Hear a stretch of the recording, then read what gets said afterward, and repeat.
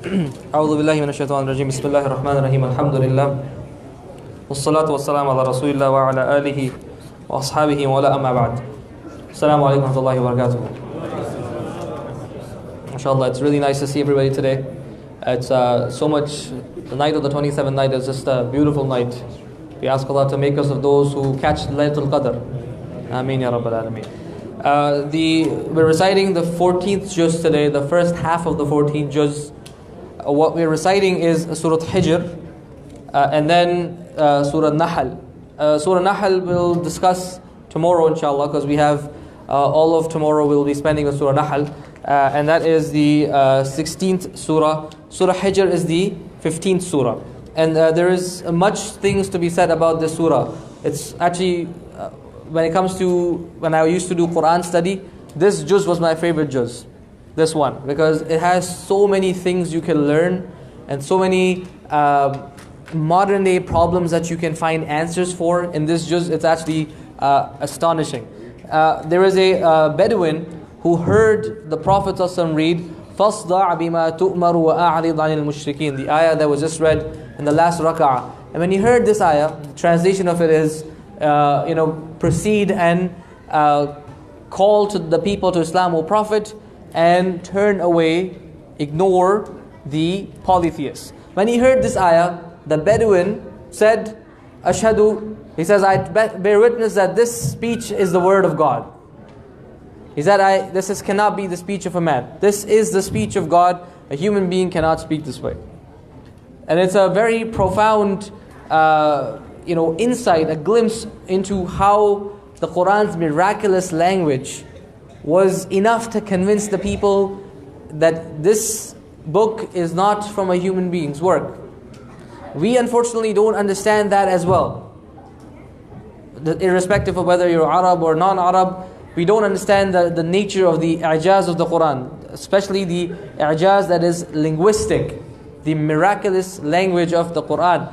But just I wanted to highlight that this surah has one of these ayat that when a person heard it, he's like, definitely not the speech of a human being. Jazakallah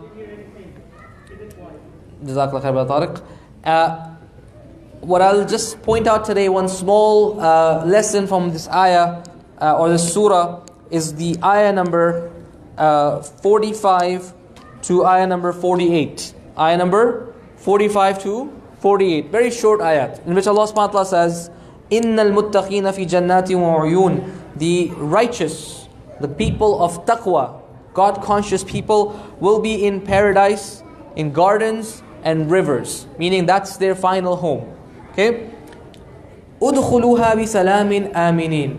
It will be told to them that enter this in peace. Bi salamin aminin. Completely safe, having peace of mind that nothing bad is going to happen.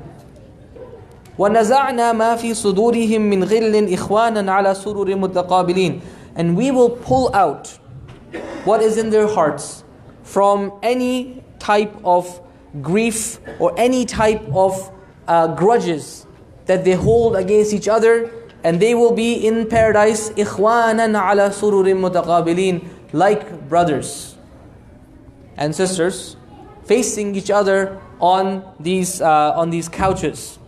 لا يمسهم فيها نصب. They will not even feel the touch of tiredness. وما هم منها بمخرجين. And they will not be expelled from it. They will not be asked to leave it. This beautiful description of Jannah is actually every word here. You can spend much time analyzing and much time extracting benefits. But the only part I want to highlight for you today is وَنَزَعْنَا مَا فِي صُدُورِهِم مِّنْ غِلٍّ.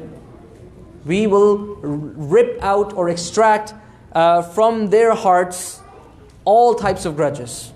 That's what paradise is, brothers and sisters. Jannah is where you live in Jannah. You have no grudges in your heart, no hatred for anybody. Can you imagine? Most of us can't even imagine that life. Some of us were married for too long and like, I don't know about that. But subhanAllah, that's what Jannah is. That's what Jannah is. It is pure bliss. It is pure bliss. So that is what we need to keep our focus on. That is the type of behavior we try to replicate in the world. And when we have that situation, that beautiful situation where people are like brothers, true brothers, no grudges in their heart, just love, that's a piece of paradise on earth.